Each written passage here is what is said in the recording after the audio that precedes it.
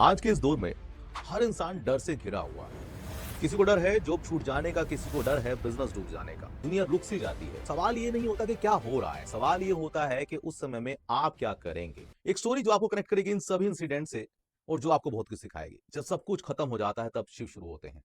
जब दुनिया डर से कांपती है तो कुछ लोग शमशान में मुस्कुराते हैं। शमशान में सब कुछ बराबर होता है, ना अमीर ना गरीब, बस सिर्फ एक सच बचता है।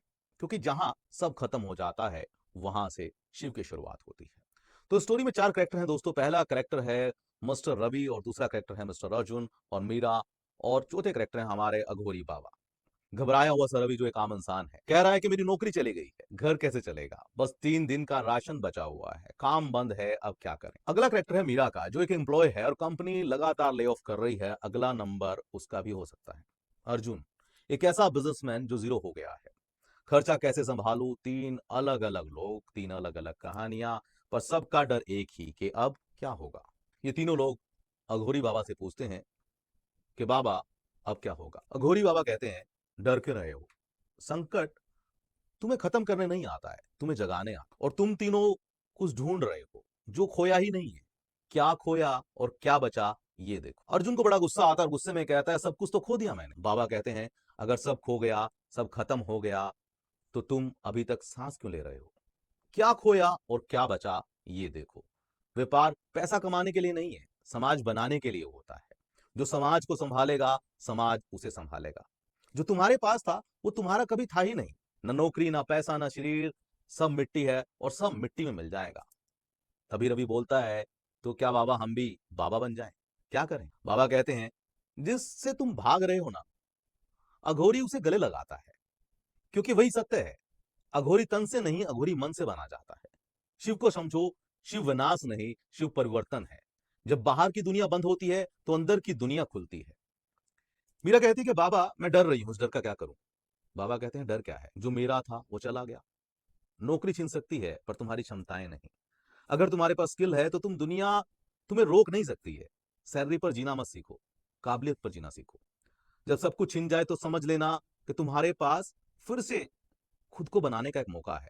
जहां डर खत्म होता है वहां शक्ति की शुरुआत होती है। जहां डर का अंत होता है वहां शिव की शुरुआत होती है।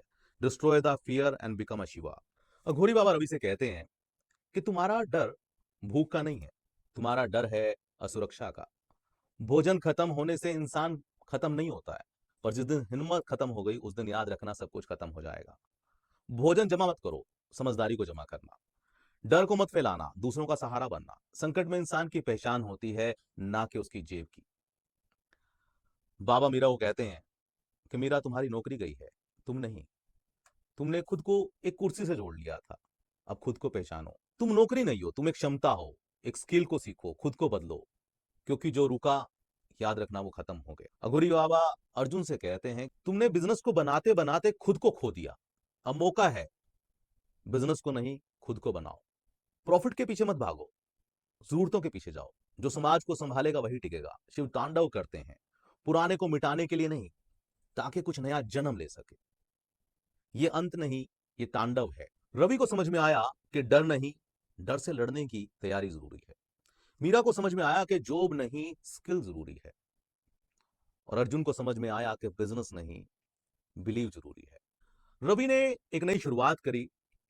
रवि ने अपना खाना बनाने का काम शुरू किया और कहता है कि अब समझ आया असली ताकत पैसे में नहीं इंसानियत में थी। मीरा ने अपनी जॉब के साथ साथ अपनी स्किल पे काम किया और एक फ्रीलांसिंग सिखाने का काम शुरू किया और उसे समझ में आया कि मैं एक नौकर नहीं, मैं एक संभावना थी।